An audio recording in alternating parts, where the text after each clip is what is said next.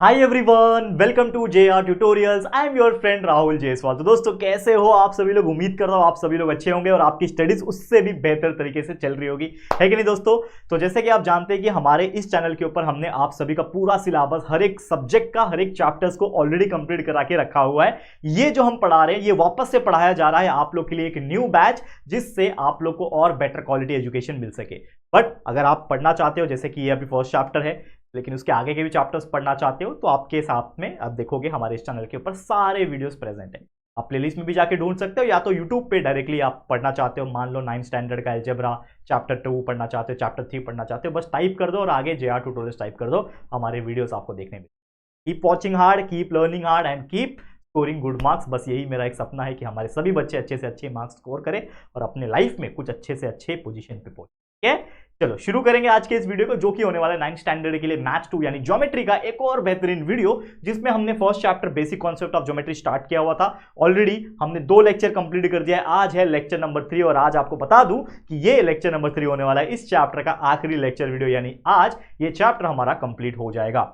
Already first lecture में हमने देखा था बेसिक कंसेप्ट कि भाई क्या होता है ज्योमेट्री का basic concept in terms of distance. हमने देखा था कि कोई भी लाइन सेगमेंट का डिस्टेंस कैसे निकाला जाता है, ये हमने स्टडी कर लिया था। फिर हमने प्रैक्टिस सेट नंबर 1.1 भी कंप्लीट कर लिया था उसी के अंदर। फिर लेक्चर नंबर 2 में हमने देखा कि कोई भी पर्टिकुलर डिस्टेंस है उसको कैसे मेजर करके कैसे हम लोग कंपेयर कर सकते हैं। ये सभी चीज हमने लेक्चर नंबर 2 में और प्रैक्टिस सेट 1.2 कंप्लीट कर दिया था। आज के इस लेक्चर में हम प्रैक्टिस सेट 1.3 भी कंप्लीट करेंगे, तो आप लोग बने रहो। सबसे पहले हम स्टार्ट करेंगे कुछ बेसिक पॉइंट से। तो हमारा जो पहला टॉपिक है बेसिक पॉइंट वाला, जो कि होने वाला अगेन स्टेटमेंट का। तो वो क्या है वो स्टेटमेंट, वो हम लोग पढ़ेंगे। That is nothing but conditional statement and converse. ये हमारा आज का टॉपिक है। और कंडीशनल स्टेटमेंट और कन्वर्स, इसको अगर आप समझ लोगे और इसी के बेस पे जो हमारा प्रैक्टिस सेट है वो आपको बहुत इजी लगेगा। तो समझना कैसे, बहुत इजी। एग्जाम में बहुत कम चांस होता है पूछने का, एक आध क्वेश्चन आ सकता है, ज्यादा नहीं आएगा, लेकिन फिर भी थ्योरेटिकल है तो थोड़ा समझ के चलना पड़ेगा। अब देखो क्या बोल रहा है कंडीशनल स्टेटमेंट, कि कंडीशनल स्टेटमेंट एक बहुत इंपॉर्टेंट चीज होता है जिसको हम लोग बोलते हैं इफ देन। माफ करना एक सेकेंड, तो हम लोग बोलते हैं इफ देन। अब कंडीशनल स्टेटमेंट मतलब क्या होता है, कोई स्टेटमेंट अगर कोई बोला जा रहा है और उसके अंदर कंडीशन छुपा हो, ठीक है। तो जैसे एग्जांपल के तौर पे होता है ना कि if I am a good student then I will score a good marks. तो अगर कोई स्टेटमेंट में इफ और देन का यूज हो गया, अगर मैं ऐसा करूं तो वैसा होगा, ठीक है ना। If I pick up this bottle then I will drink a water. अगर ये सब चीजें जो आपको मैं बता रहा हूं किसी भी पर्टिकुलर स्टेटमेंट में इफ और देन का इस्तेमाल होता है, तो समझ जाना उस स्टेटमेंट को हम कहते हैं कंडीशनल स्टेटमेंट। क्या कहते हैं बच्चा? कंडीशनल स्टेटमेंट बोलते हैं। तो कंडीशनल स्टेटमेंट में जो इफ के साथ जो पार्ट होता है, ठीक है ना, इफ डैश डैश डैश, तो इफ के साथ जो पार्ट रहेगा उस पार्ट को बोला जाता है एंटीसीडेंट। क्या कहा जाता है? एंटीसीडेंट कहा जाता है। और देन के साथ जो स्टेटमेंट रहता है, मतलब if I pick this bottle, तो if I pick this bottle, तो इफ के साथ था तो ये क्या बन जाएगा? एंटीसीडेंट बन जाएगा वो स्टेटमेंट, ठीक है। And then I drink the water, तो then I drink the water, ये क्या बन जाएगा? ये आपका बन जाएगा कॉन्सिक्वेंट। तो हमेशा याद रखना कि कोई भी स्टेटमेंट में इफ देन है तो इफ के साथ जो वर्ड्स जुड़े हुए हैं, जो स्टेटमेंट जुड़ा हुआ है, उसको कहेंगे हम लोग एंटीसीडेंट, और जो देन के साथ जुड़ा हुआ है उसको हम लोग बोलेंगे कॉन्सिक्वेंट। बस ये एक जनरल नॉलेज के तौर पे आपको याद रखना है, बाकी इसका इस्तेमाल तो यूज नहीं होता, लेकिन फिर भी आपको पढ़ना पड़ेगा।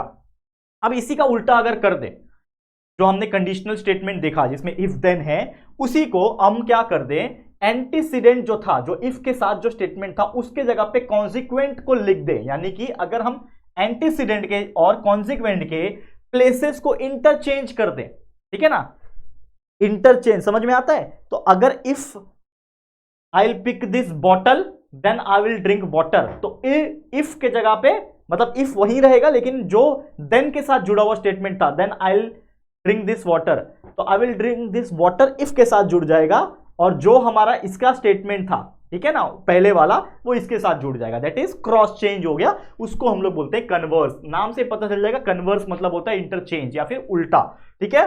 तो एग्जांपल है यहां पे हमारे पास, एक एग्जांपल ऐसे ही आपको दिया रहेगा, बोला रहेगा कि the diagonals of a rhombus are perpendicular bisector of each other. We know that कि कोई भी रोम्बस की अगर हम बात करें, आपको पता है रोम्बस क्या होता है?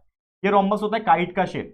तो काइट का शेप जो होता है उसको रोम्बस बोलते हैं, और इसके अगर डायगोनल्स को हम एक दूसरे से मिला दें इस प्रकार से, तो रोम्बस के अंदर जो डायगोनल्स होते हैं वो क्या होते हैं, परपेंडिकुलर बाइसेक्टर होते हैं। ऑब्वियसली ये दोनों एक दूसरे को बाइसेक्ट कर रहे हैं परपेंडिकुलरली, तो चारों साइड आप देखोगे तो परपेंडिकुलर बनता है, यानी 90 डिग्री बनता है। तो वी नो दैट कि the diagonals of a rhombus are perpendicular bisector of each other. ये एक स्टेटमेंट दिया हुआ है। अब इसको आप पहले कंडीशनल स्टेटमेंट बनाओ, यानी इफ देन का इस्तेमाल करो। तो आप क्या बोलोगे कि इफ द गिवन क्वाड्रिलेटरल, या फिर इफ अ क्वाड्रिलेटरल, आप ऐसे भी लिख सकते हो, थोड़ा बहुत 19-20 चलता है, कोई दिक्कत की बात नहीं है, क्योंकि इसमें थियोरेटिकल है और स्टेटमेंट आपको खुद से लिखना पड़ता है, थोड़ा बहुत इंग्लिश का यूज करके, ठीक है। तो इसमें क्या बोल रहा है, इसको हम इफ देन में कैसे बनाएंगे। क्वेश्चन ऐसा भी आता है आपको कि एक स्टेटमेंट दिया रहेगा और आपको बोला रहेगा कि राइट यूजिंग इफ देन, मतलब उस स्टेटमेंट को इफ देन यूज करके बनाओ, ठीक है। तो ये क्या है, क्वेश्चन दिया हुआ है, उसको हम लोग ने पहले क्या बनाया, कंडीशनल बनाया। कंडीशनल बनाना मतलब इफ देन यूज करके बनाना। तो हम क्या लिखेंगे, if the given quadrilateral is a rhombus then its diagonal are perpendicular bisector of each other. तो हमने क्या बोला कि अगर कोई भी क्वाड्रिलेटरल अगर रोम्बस है तो उसका जो डायगोनल होगा वो एक दूसरे का परपेंडिकुलर बाइसेक्टर होगा। ये हमने इफ देन करके लिख दिया।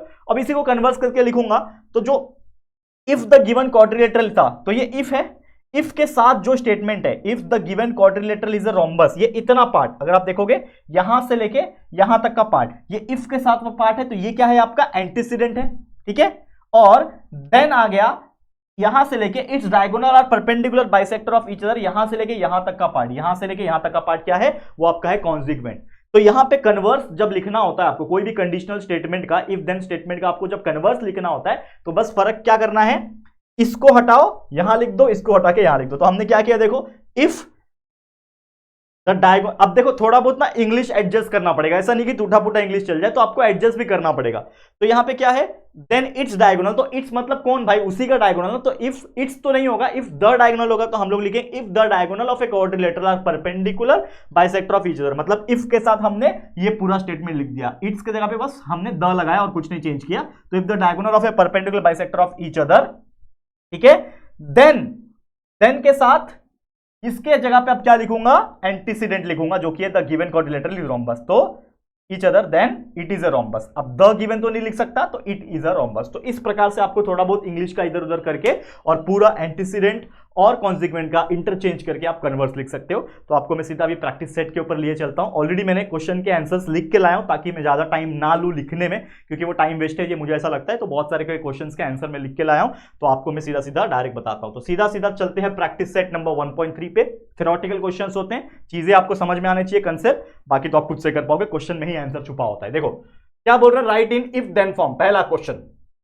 क्या बोल रहा है, इसको इफ देन फॉर्म में लिखना है। मतलब नॉर्मल कोई कंडीशन दिया हुआ है, कोई स्टेटमेंट दिया है नॉर्मल, उसको इफ देन लगा के लिखना है। क्या बोल रहा है, the opposite angles of a parallelogram are congruent. ये एक स्टेटमेंट दिया हुआ है आपको, सिंपली एक क्वेश्चन दिया हुआ है कि the opposite angles of a parallelogram are congruent. इसको आप लिखोगे कैसे, आप लिखोगे कि इफ अ क्वाड्रिलेटरल, क्योंकि पैरेललोग्राम क्या है, क्वाड्रिलेटर, तो आप ऐसा लिखोगे कि if a quadrilateral is a parallelogram, मतलब अगर कोई क्वाड्रिलेटरल पैरेललोग्राम है तब then its opposite angles are congruent. समझ में आया, उसमें भी हमने ऐसे ही किया था। देखो यहां पे ध्यान से, इसमें भी क्या किया था, diagonals of a rhombus are perpendicular bisector of each other. तो इसको इफ देन लिखना था, तो मैंने क्या बोला कि if the given quadrilateral are rhombus, मतलब अगर कोई क्वाड्रिलेटर रोम्बस है तब जाके उसका जो डायगोनल्स है वो परपेंडिकुलर बाइसेक्टर होगा ईच अदर का। तो सेम इसी प्रकार कि अगर कोई क्वाड्रिलेटरल यहां पे क्या है, parallelogram, if a quadrilateral is a parallelogram then its, उसी का ना, तो then its opposite angles are supplementary, sorry माफ करना, कॉन्ग्रुएंट। तो ये इस तरीके से आपने इफ देन का इस्तेमाल किया, खत्म। इसमें सिर्फ इफ देन बनाने के लिए बोला है, कन्वर्स लिखने नहीं बोला, इसके लिए इसका आंसर यही आएगा, 1 मार्क्स के लिए आएगा, मिल जाएगा 1 मार्क्स। उसी प्रकार और 2 क्वेश्चन है उसी में। देखो क्या बोल रहा है, diagonals of a rectangle are congruent. हमको पता है, कोई भी रेक्टेंगल ले लो भाई, कोई भी रेक्टेंगल ले लो, उसके जो डायगोनल्स बनाओगे तो दोनों के दोनों डायगोनल्स सेम लेंथ के होते हैं, कॉन्ग्रुएंट होते हैं। तो इसको आप कैसे लिखोगे कि इफ अ क्वाड्रिलेटरल, क्या लिखोगे कि अगर कोई क्वाड्रिलेटरल रेक्टेंगल होगा देन उसका डायगोनल्स क्या होगा, कॉन्ग्रुएंट होगा। तो if a quadrilateral are rectangle then its diagonal are congruent. उसी प्रकार ये if a isosceles triangle, sorry in an, माफ करना, in an isosceles triangle the segment joining the vertex and the mid point of the base is perpendicular to the base. मतलब कोई भी triangle में, isosceles triangle ले लो, ठीक है, अगर इसका कोई मिड पॉइंट है वो बेस को ज्वाइन करता है तो वो क्या होता है, परपेंडिकुलर होता है। वही चीज यहां पे बताने की कोशिश किया। तो इसको हम कैसे लिखेंगे इफ का, तो if a triangle is isosceles triangle, मतलब कोई ऐसा ट्रायंगल है जो आइसोसेलेस ट्रायंगल है, तब उसका जो सेगमेंट ज्वाइनिंग होगा वर्टेक्स का सेम वही स्टेटमेंट, बस हमने क्या लगाया यहां पे, इफ लगाया, if a triangle is an isosceles triangle, then लगा दिया segment joining the vertex and the mid point of the base is the perpendicular to the base, वही सब लिख दिया, खत्म, कहानी, मिल गया आपको 1 मार्क्स। सोचो इफ और देन का बस सही जगह पे इस्तेमाल करना है और थोड़ा बहुत एडजस्ट करना है, द, इट्स, वो सब का इंग्लिश वाला वर्ड्स एडजस्ट करना है, बाकी सब चीज सिंपल हो जाता है। क्लियर, समझ में आ गया। क्वेश्चन नंबर 2 पे चलते हैं। क्वेश्चन नंबर 2 क्या बोल रहा है, right converse of the following. ये क्वेश्चन है असली जो एग्जाम में पूछा जा सकता है, वैसे इफ देन वाला भी आता है, ऐसा नहीं, एक हाथ क्वेश्चन आ सकता है, इसमें से भी एक हाथ क्वेश्चन आ सकता है। तो आपको एक स्टेटमेंट दिया रहेगा, उसको आपको कन्वर्स करना है, लेकिन जैसे मैंने आपको पहले बताया कि कोई भी स्टेटमेंट को डायरेक्ट हम कन्वर्स नहीं कर सकते, कोई स्टेटमेंट को पहले कंडीशनल स्टेटमेंट बनाना पड़ता है, यानी इफ देन वाला बनाना पड़ता है, तब जाके उसको कन्वर्स बनाया जा सकता है। तो यहां पे स्टेटमेंट दिया हुआ है कि the alternate angles form by 2 parallel lines and their transversal are congruent. ठीक है, ये स्टेटमेंट है। तो सबसे पहले उसको क्या बनाएंगे हम, कंडीशनल स्टेटमेंट बनाएंगे, मैंने शॉर्टकट लिखा हुआ है कंडीशनल का। तो कंडीशनल स्टेटमेंट बनाएंगे जिसमें इफ देन लगाना पड़ेगा। तो हम क्या लगाएंगे, इफ हम क्या लगाएंगे, इफ 2 लाइंस आर पैरेलल, जब 2 लाइन पैरेलल होगा तभी ना। तो हमने क्या किया, थोड़ा बहुत इंग्लिश का इधर उधर किया। तो if 2 lines are parallel then, if 2 lines are parallel then the alternate angle form by 2 parallel lines and their transversal congruent. तो ये हमने इफ देन लगा दिया। अब इसी का उल्टा कर दो, एंटीसीडेंट की जगह पे कॉन्सिक्वेंट, कॉन्सिक्वेंट की जगह पे एंटीसीडेंट, बस और कुछ नहीं। तो क्या किया, इफ देन के आगे द अल्टरनेट एंगल वाला पार्ट इधर लगा दिया। तो if the alternate angles form by 2 lines are congruent, then के जगह पे ये लगा दिया 2 लाइंस आर पैरेलल, तो then the 2 lines are parallel, खत्म कहानी। कितना इजी है, मतलब इससे सिंपल कुछ चीज हो सकती है क्या यार, आप बताओ। कन्वर्स लिखना बहुत इजी होता है, बस आपको क्वेश्चन को देख के, मतलब स्टेटमेंट को देख के इफ देन करने आना चाहिए, जो कि अगेन बहुत सिंपल है। ठीक है, समझ में आ गया। और इसके जैसे 2 क्वेश्चन से फटाफट से देख लेते हैं, फिर हमारा ये चैप्टर कंप्लीट हो जाएगा। क्या बोल रहा है, if a pair of the interior angles made by a transversal of 2 lines. ठीक है, क्या बोल रहा है, if a pair of the interior angles made by a transversal of 2 line are supplementary then the lines are parallel. यहां पे अगर आप ध्यान दोगे तो ये स्टेटमेंट नहीं है, ये ऑलरेडी कंडीशनल स्टेटमेंट के फॉर्म में दिया हुआ है, इफ और देन दिया हुआ है, मतलब क्वेश्चन में ही इफ देन दे रखा है, मतलब ऑलरेडी ये कंडीशनल स्टेटमेंट है। अब सीधा सीधा इसका कन्वर्स बना लो। क्या बना दोगे कन्वर्स, इफ लिख दिया और देन के आगे द 2 लाइंस आर पैरेलल, मतलब इफ द लाइंस नहीं हो सकता, इफ के आगे 2 लाइंस बताना पड़ेगा तभी तो एग्जैक्ट पता चलेगा, तो इसके लिए हमने 2 लगाया यहां पे। तो if 2 lines are parallel then the pair of interior angles made by transversal of 2 lines are supplementary. इस प्रकार से हमने ये चीज लिख दी और ये बन गया आपका कन्वर्स।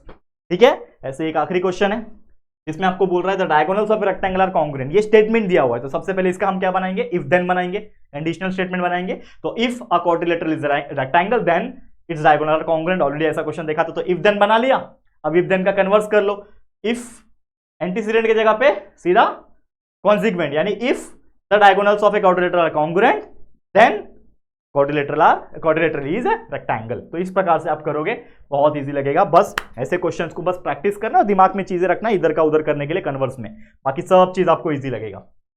ठीक है, क्लियर है, समझ में आ गया। तो इसी के साथ ये पूरा का पूरा प्रैक्टिस सेट नंबर 1.3 होता है कंप्लीट, और इसी के साथ दोस्तों ये पूरा का पूरा चैप्टर भी होता है कंप्लीट। तो और उम्मीद करता हूं कि आप लोगों को ये बहुत अच्छी तरीके से समझ में आ गया होगा। ठीक है, तो इसी के साथ ये चैप्टर होता है कंप्लीट, और अगला लेक्चर जब भी लाऊंगा तो आगे के ऐसे ही और भी चैप्टर्स और उसके लेक्चर वीडियोस हम लाते रहेंगे। तो आप लोग बस पढ़ते रहिए, keep watching and keep learning hard. आज के लिए इतना ही। ये वीडियो अगर आपको पसंद आए तो प्लीज वीडियो को लाइक करना, शेयर करना अपने सभी दोस्तों के साथ, और अगर फर्स्ट टाइम आए हो चैनल पे तो फटाफट से हमारे चैनल को सब्सक्राइब करके बेल आइकन को भी प्रेस कर देना। ठीक है दोस्तों, तो चलो फिर जल्दी मिलेंगे एक और नई वीडियो में, तब तक के लिए thank you and good bye.